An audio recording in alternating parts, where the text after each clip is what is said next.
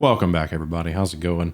Today, let's talk through some of the options that you have with your 401k when you separate from your company. Well, let's get right into it. In most cases, if you separate from your company, one option that you have is to just leave your 401k with that current company's provider. In most situations, you won't be required to remove your money from the account unless you want to, and you are allowed to, and we'll get to that in just a few minutes. However, if you have less than $5,000 in the account, your company may require you to remove the money from their program. And if you have less than $1,000 in the account, the company may forcibly distribute the money to you via just writing you a check, and that is okay. But in most cases, if you have more than $5,000 in the account, your company can't forcibly remove you from the program. And let's be real, this could be a very good thing.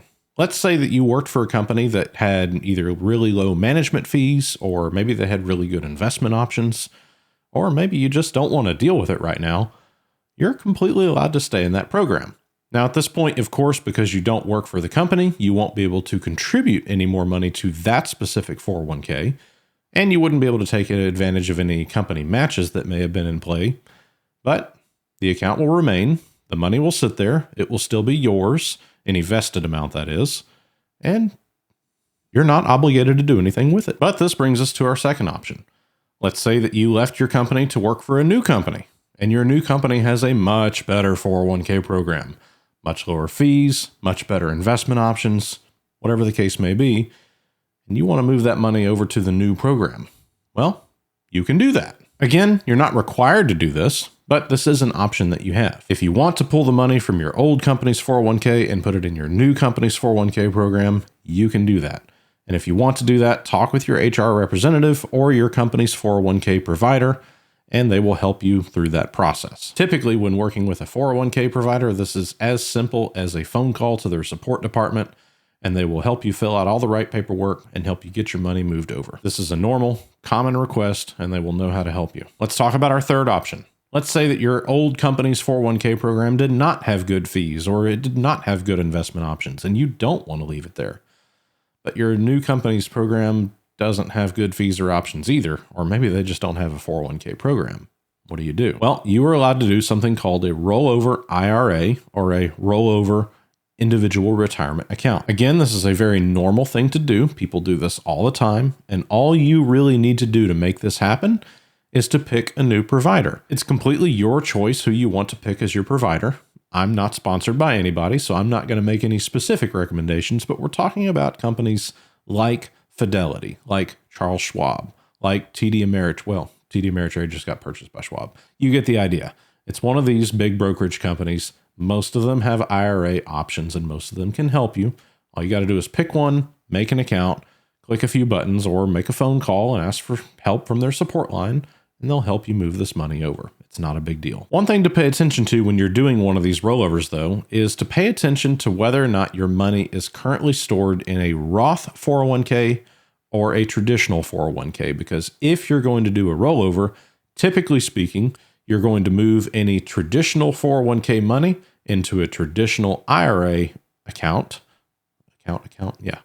And if you have a Roth 401k, you're going to put all your money into a Roth IRA. What's cool about this is if you know much about Roth IRAs, you'll know that a Roth IRA typically has an income limit that won't allow you to contribute to it on a normal basis. But if you're doing a rollover from a 401k, you can get all that money into a Roth IRA so that the taxes are already taken care of and you won't pay any taxes in retirement. Fun fact, and this is probably a good topic for another video, if you have money in a traditional 401k that you roll over to a traditional IRA, there are ways of then rolling that over into a Roth IRA.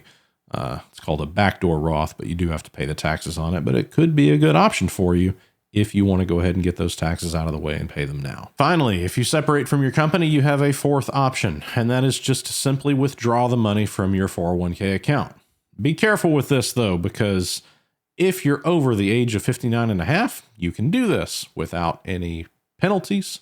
And depending on whether or not you're in Roth or traditional, maybe no taxes. I would say in most cases, for people who are under 59 and a half, who are separating from their employer, this is probably not the best option, because if you decide to distribute the money to your bank account and you don't do anything with it, you're going to pay the taxes and you're going to pay the penalties regardless of traditional or Roth you're going to be paying, and it's not a good thing. This can be scary, but I do want to highlight one little nuance with our third option, which was that rollover IRA. There's actually two ways that you can roll the money over. Earlier, I mentioned calling your new provider and working with them through the paperwork of making those transfers, which is typically what I would do if I was going to make a rollover IRA.